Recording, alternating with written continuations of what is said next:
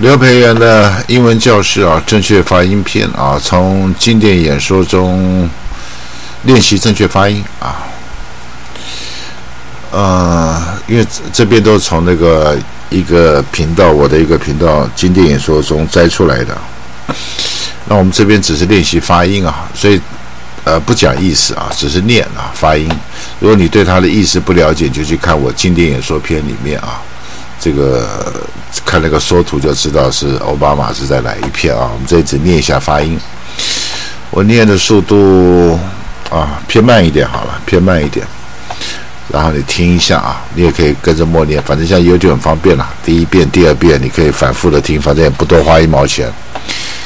奥巴马第一任就职演说啊，所以英文都是好英文啊。Inaugural Address of Barack Obama. My fellow citizens, I stand here today humbled by the task before us. Grateful for the trust you have bestowed, mindful of the sacrifices borne by our ancestors. 我这边的一个句子黑色字，一个句子红色字比较区隔，然后动词啊，主要动词啊，子句动词不算，用绿色。I thank President Bush for his service to our nation, as well as the generosity and the cooperation he has shown throughout this transition. 44 Americans have now taken the presidential oath. The words have been spoken during rising tides of prosperity and the still waters of peace. Yet, every so often the oath is taken amidst gathering clouds and raging storms.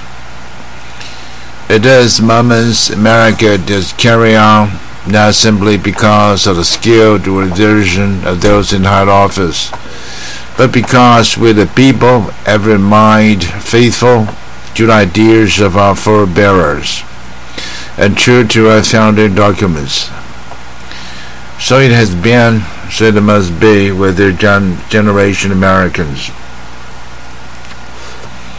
That we are in the midst of crisis and now well understood. Our nation is warred against a far-reaching network of violence and hatred. Our economy is barely weakened. The consequence of greed and irresponsibility on the part of some, but also our collective failure to make hard choices and prepare the nation for a new age. Homes have been lost, jobs shaped, business shuttered. Our healthcare is too costly. Our schools fail too many. And each day brings further evidence that the ways we use energy strength, our adversary, threaten our planet. These are the indicators of crisis subject to data and statistics. Less measurable, but no less profound is saving the confidence across our land, and they can feel that America's decline is inevitable. The next generation must lower sight. Today I say to you that the challenges we face are real. They are serious and they are many. They will not be met easily or in a short span of time. But know this, America, they will be met. On this day we gather because we have chosen hope over fear, unity of purpose over conflict and discord.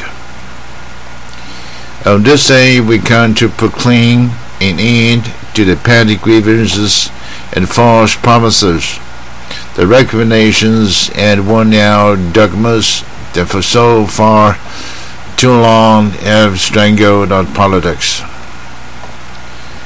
We remain a young nation, but in the words of Scripture, the time has come to set aside childish things.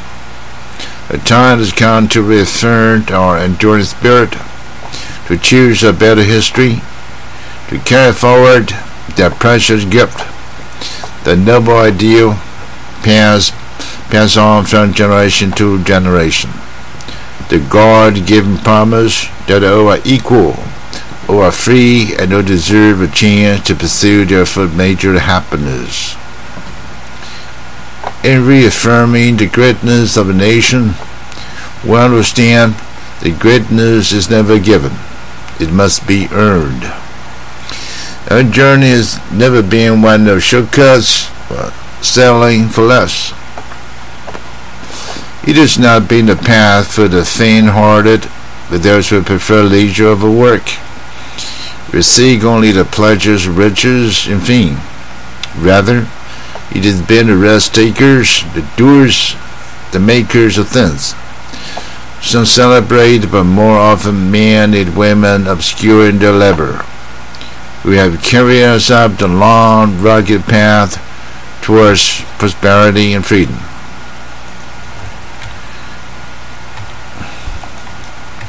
For us to pick out the few worldly possessions and travel across oceans in search of a new life. For us to toil and sweat the shops and settle the west, endure the lash whip and plow the hard earth. For us they fought and died in places like Concord and Gettysburg, Normandy and Quezon. Time and again, this men and women struggled and sacrificed and worked till their hands were raw, so that we might live a better life. To South America is bigger than the sum of our individual ambitions, greater than all the differences of birth or wealth or affection. This is a journey we continue today. We remain the most prosperous, powerful nation on earth. Our workers are no less productive than when those crises began. Our minds are no less inventive, our goods and services no less needed than they were last week or last month or last year. Our capacity remains undiminished. But our time of standing pat, of protecting our interests and putting off unpleasant decisions, the time has surely passed. Starting today, we must pick ourselves up, dust ourselves off, and begin again to work or remaking America. But everywhere we look, there's work to be done. The state of our economy calls for action, bold and swift, and we will act, not only to create new jobs, but to lay a new foundation for growth. We'll build the roads and bridges, the electrical grids and digital lines to feed our commerce and bind us together. We will restore science to its rightful place and technology's wonders to raise health, care's quality and lower its cost. We'll harness the sun and winds and the soil to fuel our cars and run our factories. And we will transform our schools and colleges and universities to meet demands of new age. All this we can do, and this we will do. Now, there are some who question the scale of our ambitions, who suggest that our system cannot tolerate too many big plans. Their memories are short, but they have forgotten what this country has already done. What free men and women can achieve when imagination is joined to common purpose and necessity to encourage.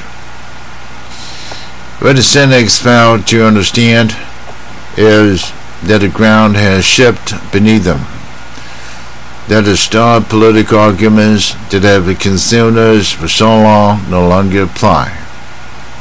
The question we ask today is not whether our government is too big or too small, but whether it works, whether it helps families find jobs at a decent wage, care they can afford, retirement that is dignified.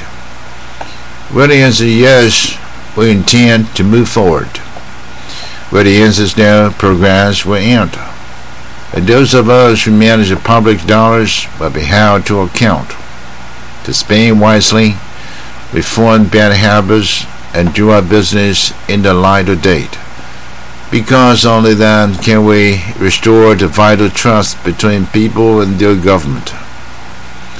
Nor is the question before us whether the market is forced for good or ill. Its power to generate wealth and expand freedom is unmatched. But this crisis has reminded us that without a watchful eye, the market can spin out of control. The nation cannot prosper long when it favors only the prosperous.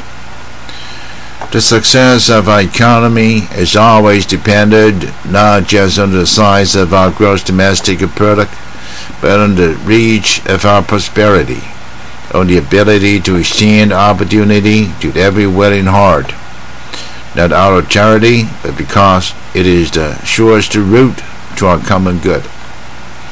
好，我们这一集念到这里啊，这个你可以反复练习、反复听啊，希望对你的英文发音有帮助啊。这一集讲到这里。